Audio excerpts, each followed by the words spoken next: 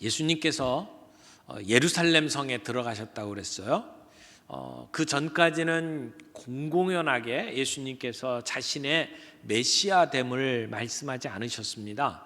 그런데 이제 예루살렘에 입성하시면서 예수님은 자신의 메시아됨을 많은 사람들에게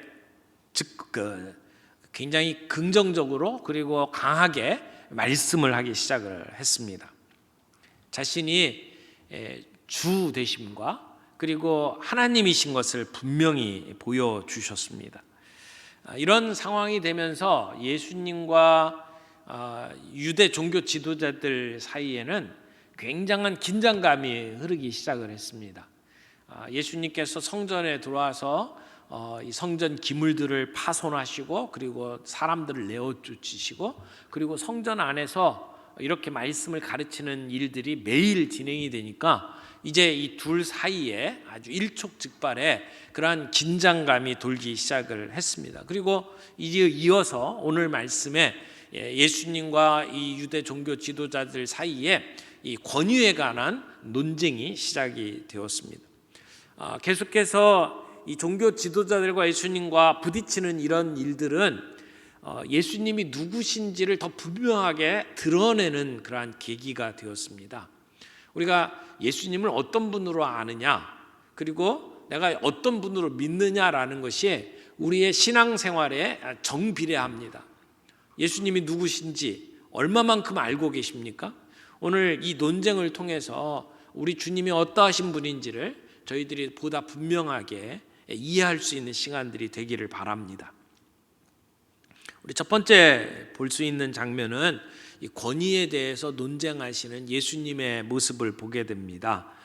이 날이 성전에서 가르치시는 날, 이제 두 번째 날이죠. 그러니까 우리 시간으로 주일에 예루살렘에 이제 입성을 하셨고, 그리고 성전을 청결케 하시고, 그리고 월요일이 지나고 월요일도 성전에서 말씀을 가르치셨고 또 화요일, 오늘 본문이 화요일에 있었던 사건인데 화요일에도 예수님이 말씀을 전하고 계십니다. 20장 1절 말씀을 보세요.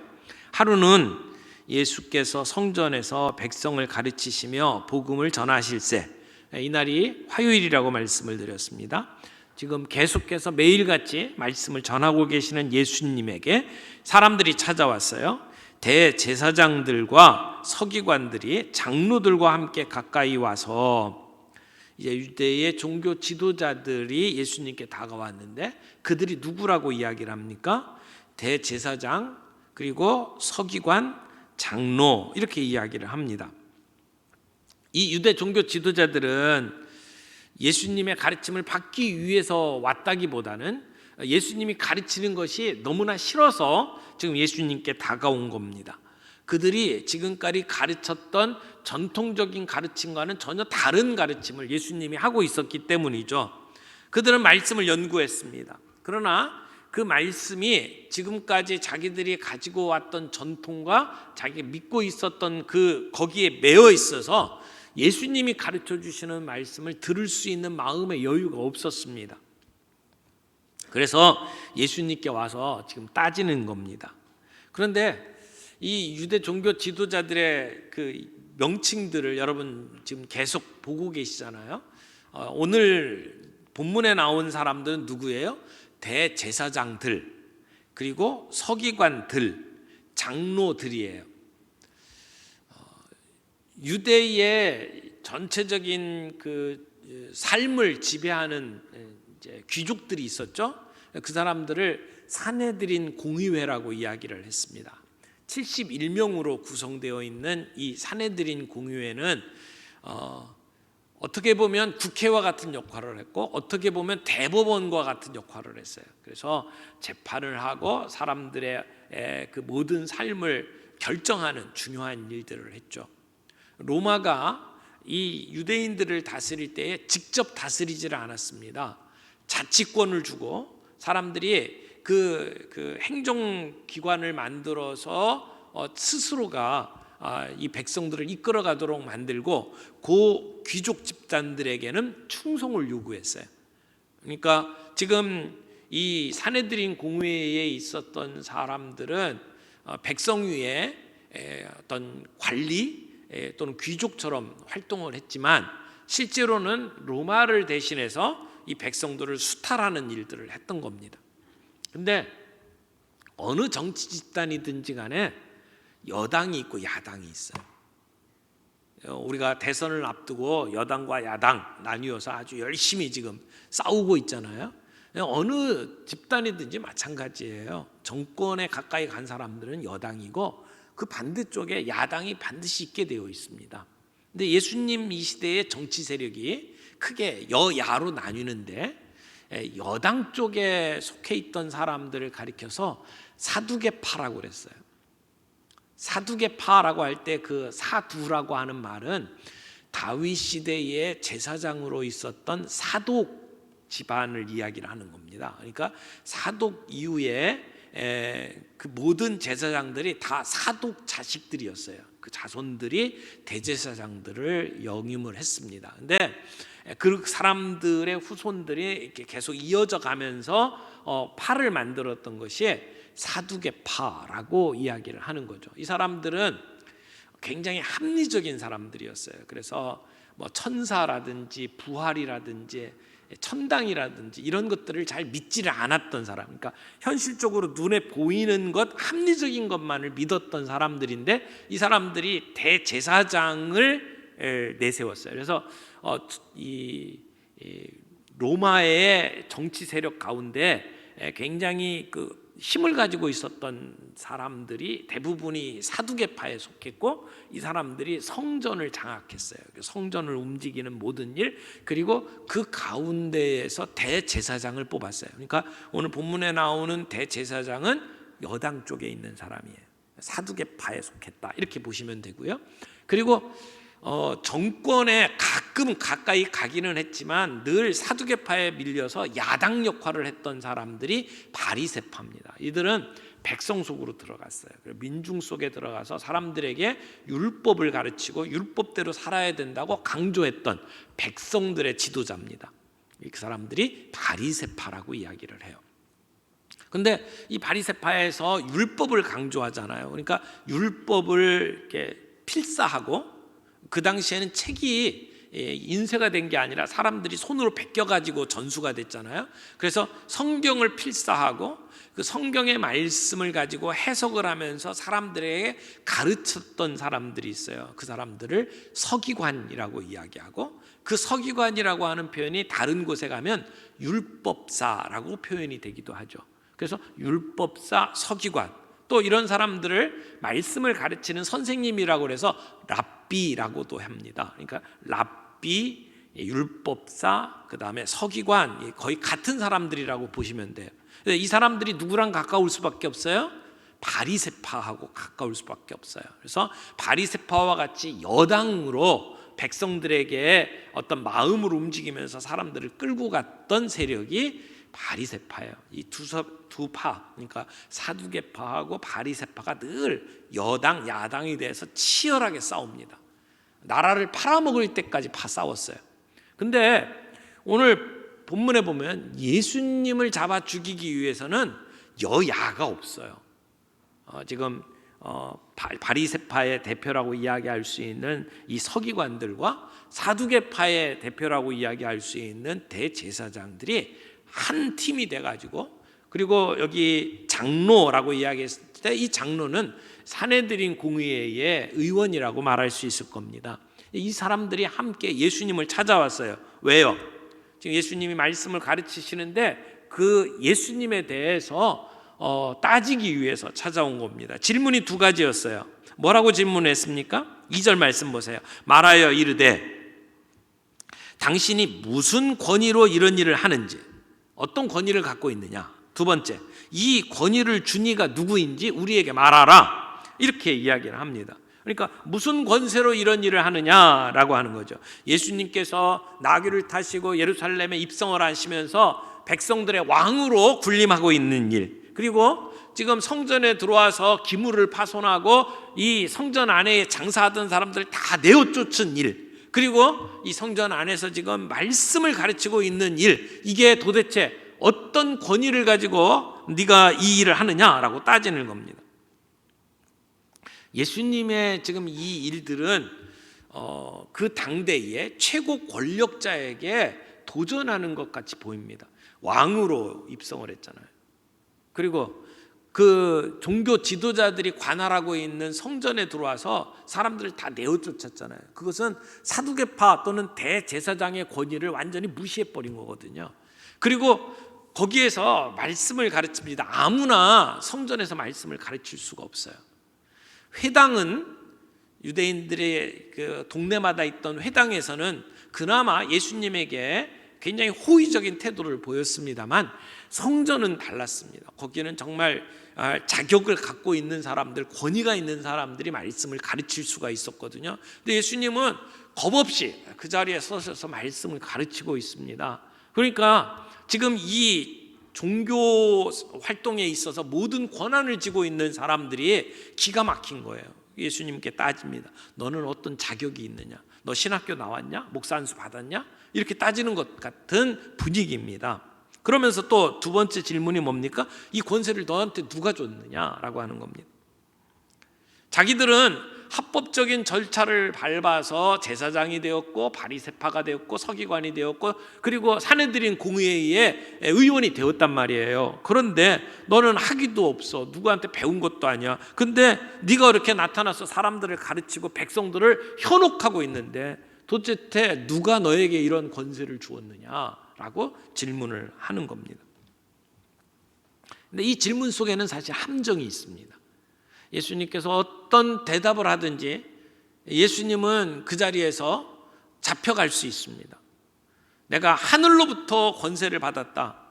그러면 참나마도다 내가 신성 모독한다. 이렇게 잡혀 들어갈 것이고 그리고 내가 사람의 권위로 내가 어떤 자격이 없는데 이 자리에 섰다라고 이야기하면 아니 자격도 없는 내가 어떻게 여기서 이런 일을 하느냐라고 잡혀 들어갈 겁니다.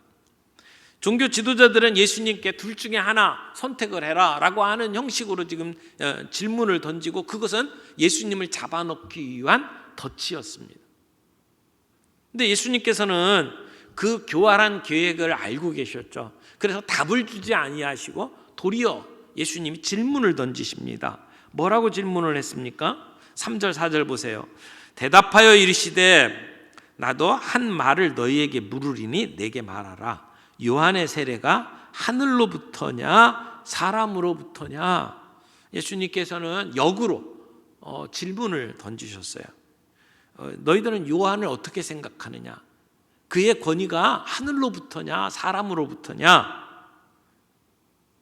요한이 세례를 주는 것은 하늘로부터 권세를 가지고 세례를 주는 거냐? 지 마음대로 제 멋대로 지금 세례를 베푼다고 생각하느냐? 이렇게 질문을 하는 것이죠. 여러분 이 질문도 둘 다 대답하기가 쉽지 않습니다. 그래서 이 종교 지도자들이 자기들끼리 머리를 맞대고 수군대면서 이제 고민을 이야기를 하죠. 5절 말씀 보세요. 그들이 서로 의논하여 이르되 만일 하늘로부터라 하면 어찌하여 그를 믿지 아니하였다 할 것이요. 자, 세례 요한이 하고 있는 모든 그 일에 대해서 백성들은 하늘의 권위로 이루어진다라고 믿었어요. 그래서 세례 요한을 따라갔고 광야에 나가서 세례 요한이 독소를 퍼붓는데도 가가지고 머리를 숙이고 그리고 세례를 받았단 말이에요. 백성들이 인정하는 사람이에요. 그러니까 지금 이 사람들이 세례 요한의 권위가 하늘로부터 온 것이다. 하나님으로부터 온 것이다. 그렇게 대답을 하면 백성들이 뭐라고 하겠습니까? 아니 하늘로부터 온 거면 너희들이 따라가야지. 왜 그 사람을 믿지 않냐? 그렇게 얘기를 하지 않겠느냐는 거죠. 반대로 6절 보세요. 만일 사람으로부터라 지 멋대로 하는 거다라고 얘기를 한다면 백성이 요한을 선지자로 인정하니 그들이 다 우리를 돌로 칠 것이라 하고 자기들이 생각에 지금 세례 요한의 권위를 인정하지 않고 이건 자기 마음대로 하는 거다라고 이야기를 하면 지금까지 세례 요한을 선지자로 믿고 있던 사람들이 이 돌팔이들 그러면서 돌을 들어서 자기들을 칠 것이다 라고 생각을 한 거예요. 그러니까 하늘로부터다 하나님으로부터다 라고 말도 못하고 제 마음대로 사람으로 세워진 거다라고 말할 수도 없는 상황인 거죠. 굉장히 난처한 상황이 됐습니다. 그러니까 이 사람들이 뭐라고 대답을 합니까? 7절 말씀 보세요. 그들이 대답이 이렇습니다. 어디로부터인지 알지 못하노라. 정직하지 않은 대답이죠. 우리가 청문회 할 때에 자기한테 불리하면 기억이 나지 않습니다 라고 얘기하는 사람하고 똑같은 거예요. 알아요. 이게 어떤 곳에서 내려온 권위인지 이 종교 지도자들은 알고 있습니다. 그러면 정직하게 대답을 하면 내가 대답 못하겠다 이렇게 나와야지 이게 정직한 대답이죠. 근데 뭐라고 대답했습니까? 어디로부터인지 알지 못하노라.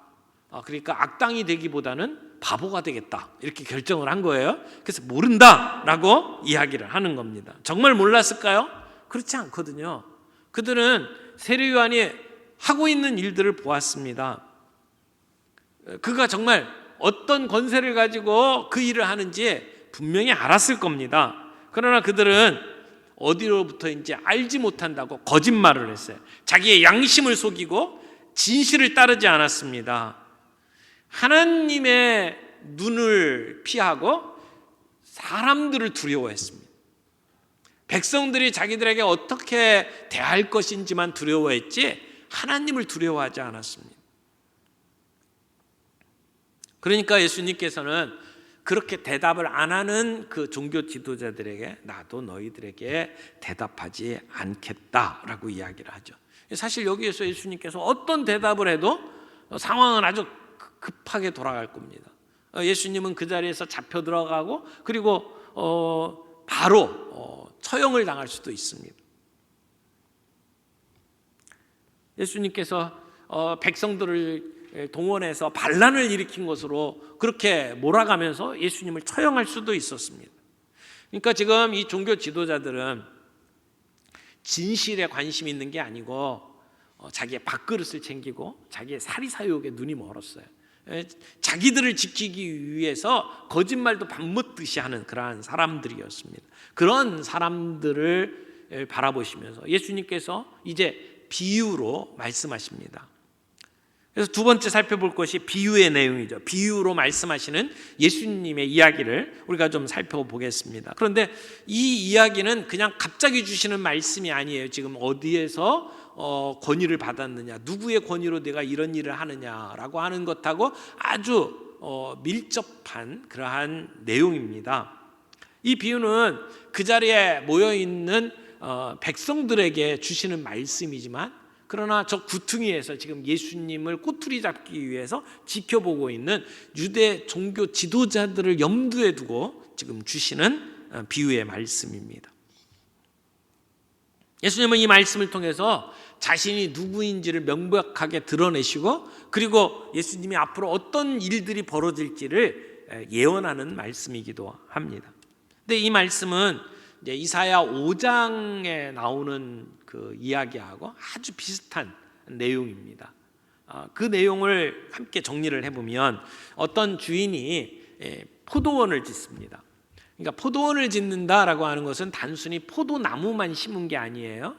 포도를 심기 위해서는 그 땅을 개간을 해야 합니다. 돌들을 드러내고 그리고 포도원에 울타리를 치고 그리고 포도가 생산이 되면 그걸 그 주로 만들기 위해서 이 포도를 짜는 틀을 만들어야 하고 이런 모든 시설을 다 갖추는 것을 이야기를 합니다. 그리고 이 주인은 이 땅에다가 극상품 아주 좋은 포도나무를 심었습니다. 이제 포도나무를 경영하는 것만 남은 거죠.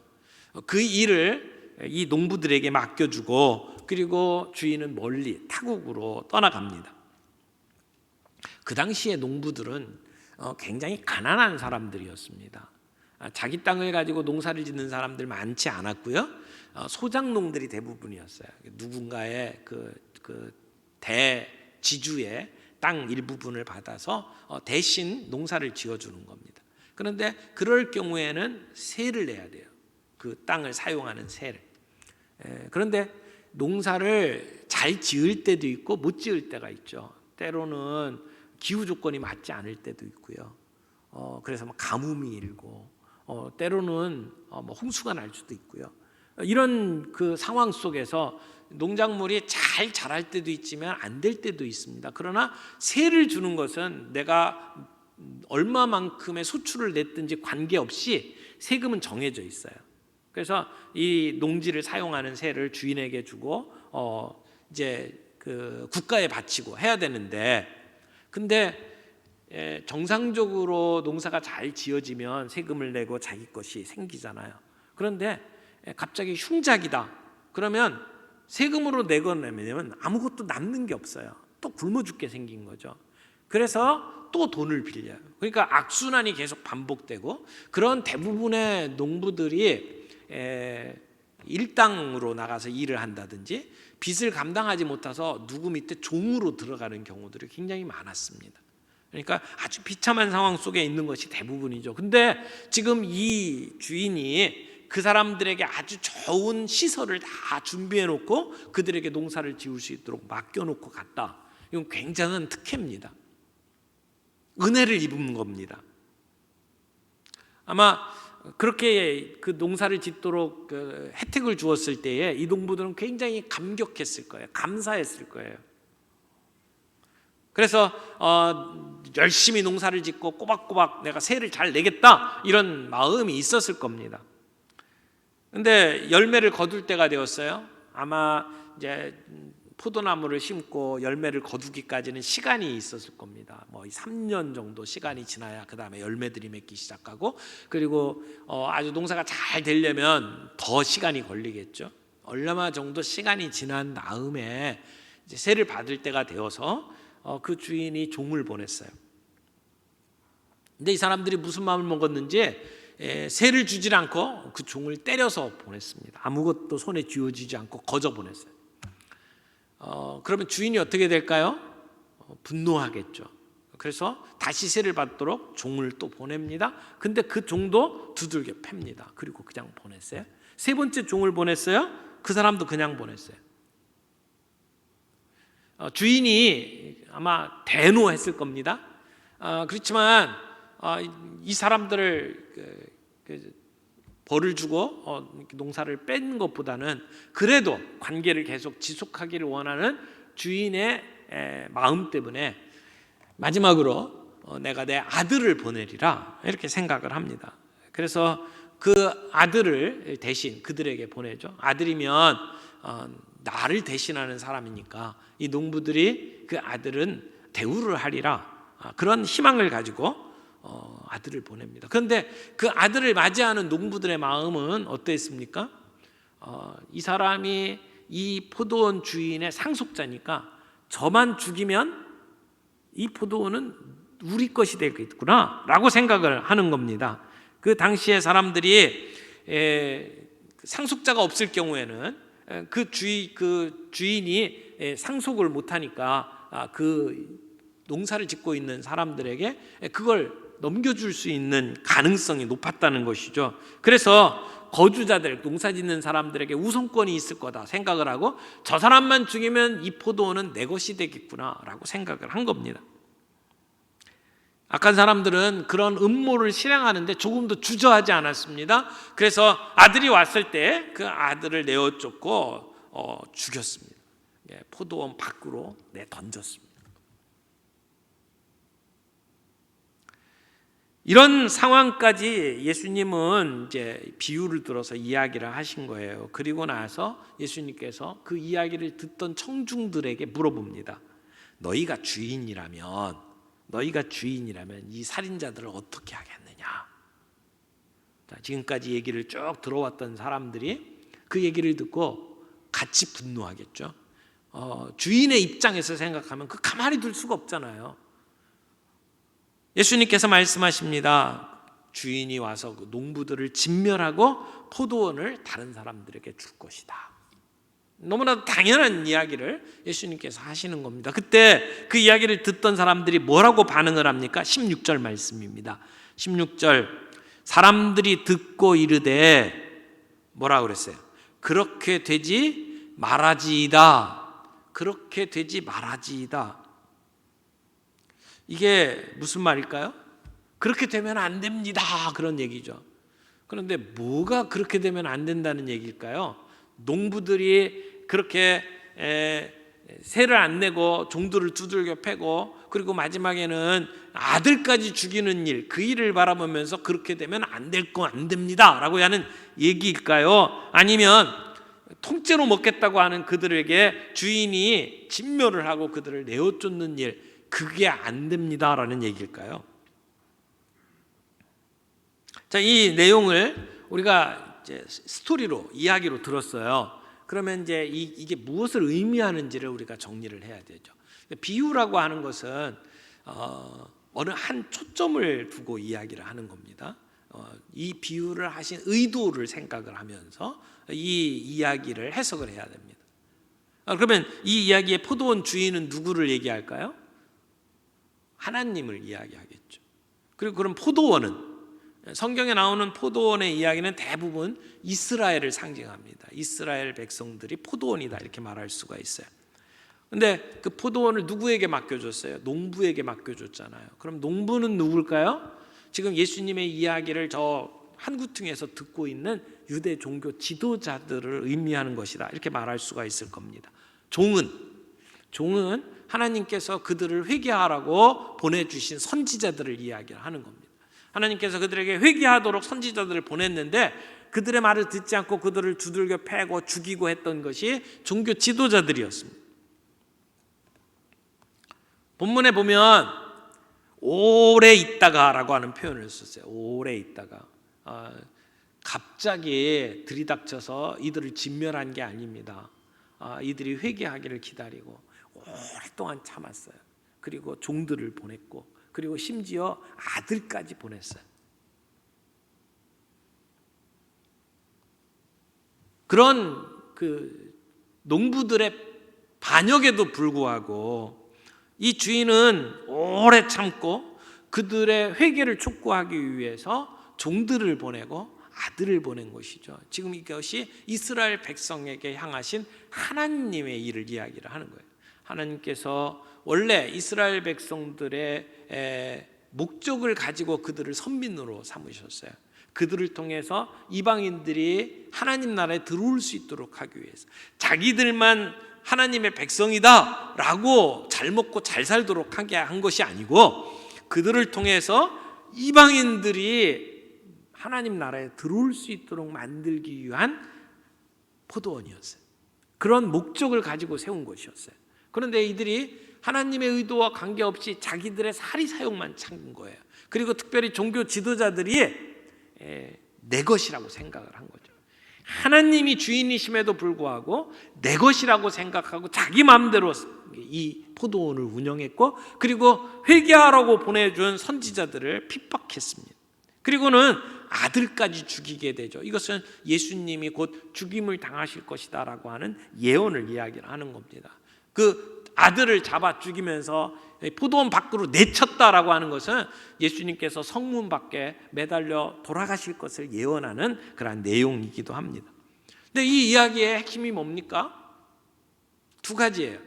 하나는 하나님의 사랑이고 또 하나는 하나님의 공의예요. 우리가 하나님을 얼마나 아느냐라고 하는 것이 우리 신앙의 질과 밀접하게 연관이 돼 있다라고 말씀을 했죠.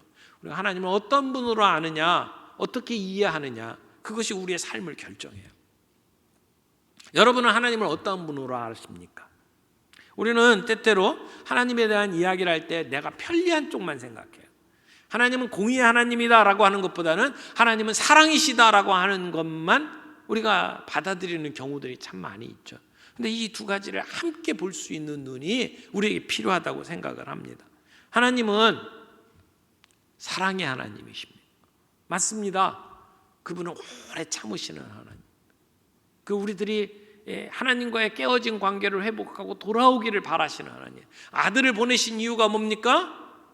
아들을 공경하고 아들을 받아들여서 다시 관계 회복을 원하시는 하나님의 마음을 표현하는 거잖아요. 하나님은 사랑이 많으신 하나님. 우리가 때때로 반역하고 때때로 아둔해서 실수해도 기다려주시는 하나님, 그 하나님의 사랑을 이야기해요. 그래서 그의 하나밖에 없는 아들, 여기 사랑하는 아들을 보냈다고 그랬는데 그 사랑하는이라고 하는 말 속에는 유일한이라는 뜻도 포함이 되어 있어요. 하나밖에 없는 사랑하는 아들을 우리를 위해서 내어주실 만큼 그렇게 사랑하시는 하나님이라는 것을 이야기를 하는 것이죠. 그러나 이 농부들이 놓치고 있었던 게 뭡니까? 포도원이 내게 아니라는 사실, 포도원의 주인이 있다는 사실을 까먹은 거예요. 우리는 청지기예요. 맡겨주신 것들만 하면 되는 사람들이에요. 근데 내 것이라고 착각하고 그걸 내 것으로 강탈하기 위해서 아들을 죽이는 일을 농부들이 하고 있잖아요. 내 것이 아닌 것을 인정하는 것이 우리 신앙생활에 정말 중요한 거라고 생각해요. 하나님, 그분이 우리의 주인이시다. 그 주님은 사랑의 하나님이시고 그 주님은 공의의 하나님, 심판의 하나님. 끝에 가서는 반드시 심판하신다. 아들을 죽인 죄, 주인과의 관계를 깨버린 죄, 순종하지 아니한 죄에 대해서는 반드시 그 죄값을 물으시는 하나님이라는 것이죠. 여기 농부들을 진멸했다라고 하는 것은 그 뒤에 주 70년에 예루살렘이 멸망하는 것까지도 내다보면서 하시는 말씀이라고 생각을 합니다. 왜 주님은 이렇게 죄인들을 보시면서 오래 참으실까요?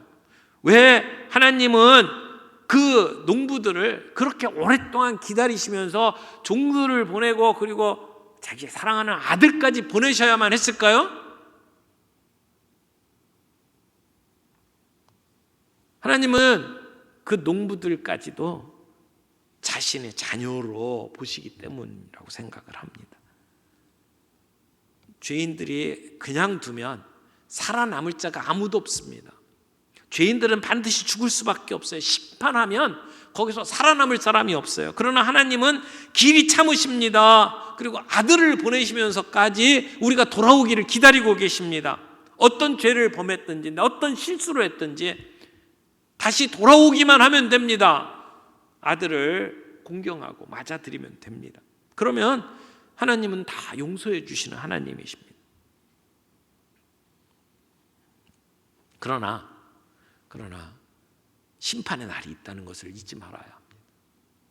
그날이 되면 아들을 죽이고 하나님을 공경하지 아니한 죄에 대해서 반드시 물어보실 것이고 그리고 진멸하신다 라고 하는 것이 이 이야기의 메시지였습니다. 지금 종교 지도자들은 성경을 공부했지만 하나님이 어떠하신 분인지를 몰랐어요. 오늘 그들 앞에 서 있는 예수 그리스도, 그분이 누구인지를 몰랐어요. 아니, 많은 말씀이 있었고 많은 힌트를 주셨고 그리고 가르쳐 주셨지만 회개하지 아니하고 끝까지 고집을 피우고 반역을 꾀했던 자들입니다. 자, 그런 이들에게 어떤 일들이 벌어집니까? 여기 세 번째로 살펴볼 것이 모퉁이의 머릿돌이 되신 예수님이라고 우리가 소개를 합니다. 이 백성들이 예수님의 말씀을 들으면서 제발 그런 일이 벌어지지 않기를 바랍니다 라고 외쳤잖아요. 그때 예수님께서 그들에게 주신 말씀이 뭐예요? 그러면 기록된 바 건축자들의 버린 돌이 모퉁이의 머릿돌이 되었느니라 함이 어찌미냐.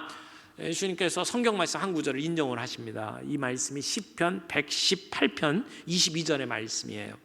건축자가 버린 돌이 모퉁이의 머릿돌이 되었나니. 이 머릿돌이라고 표현하는 것이 성경에는 두 가지 종류의 머릿돌이 있는데 하나는 이제 집 밑에 처음 기초를 세울 때에 모퉁이에 세워지는 머릿돌이 있고요.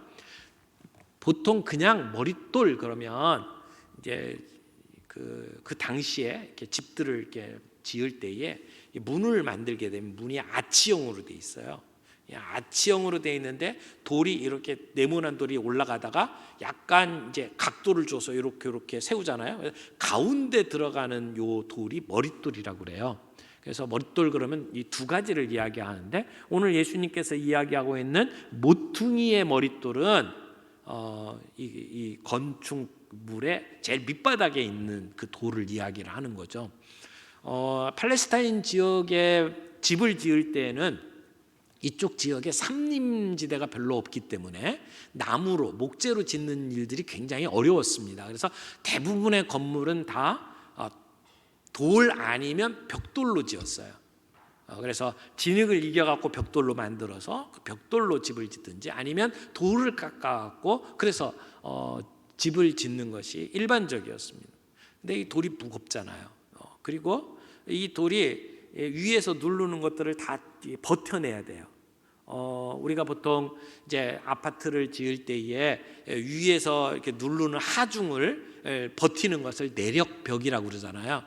내력벽으로 지은 데를 내 마음대로 뜯어내면 위에서 누르는 하중을 견디다 못해갖고 집이 무너질 수 있어요. 그래서 이 내력벽을 쌓을 때는 이 직각으로 이렇게 바닥에서 정확하게 직각으로 세워지는 게 굉장히 중요하다고 이야기를 하죠.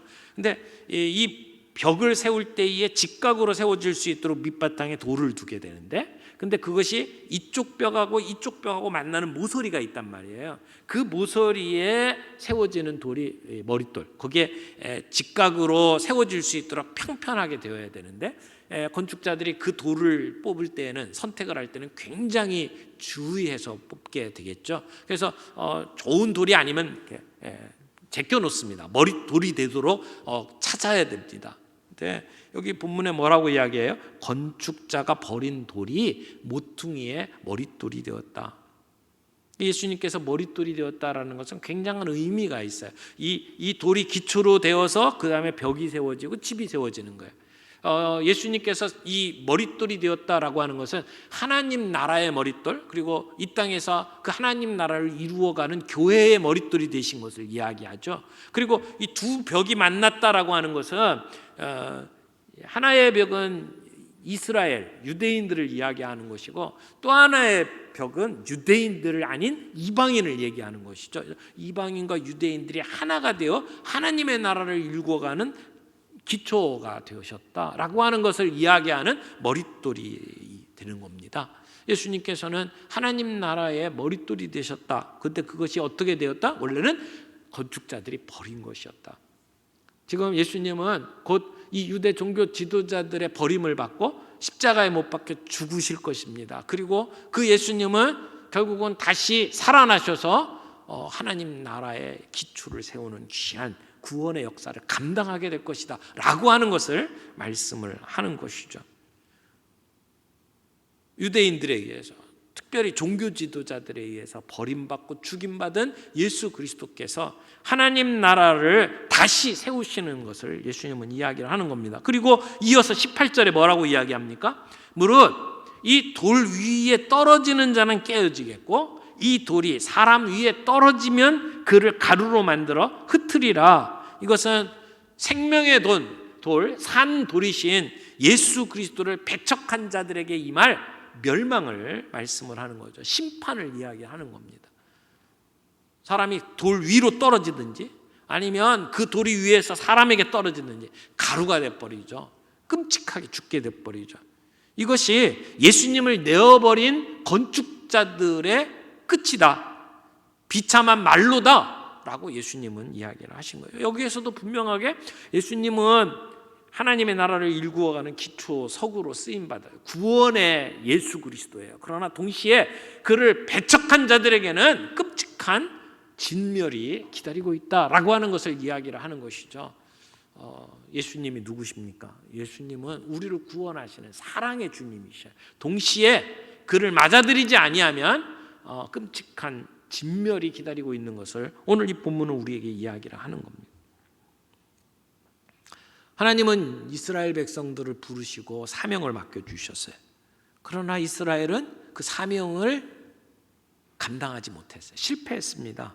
실패했을 뿐만이 아니라 하나님께 불순종하고 반역했습니다. 그래서 어떻게 됐나요? 그래서 하나님의 일이 취소가 됐나요? 하나님이 우리를 구원하시는 구원의 계획이 무너져 버렸나요? 아니요, 그렇지 않습니다. 하나님의 뜻은 좌절되지 않습니다. 우리의 반역에도 불구하고 하나님의 뜻은 이루어집니다. 그것이 하나님의 열심이다 이렇게 표현을 하죠. 우리는 거부하고 우리는 하나님을 배반하지만 하나님의 뜻은 하나님의 열심으로 이루어집니다. 하나님의 열심이 이 일을 이루리라 말씀하셨던 것처럼 하나님은 결국 그 고집을 꺾지 않으시고 하나님의 일을 이루어내실 거예요. 하나님의 고집과 우리 인간의 고집이 부딪히면 누가 이길까요? 하나님이 이기십니다. 하나님은 그 계획을 이루시는 하나님이에요. 하나님은 사랑을 가지고 우리를 돌보시는 하나님, 기다리시는 하나님이에요.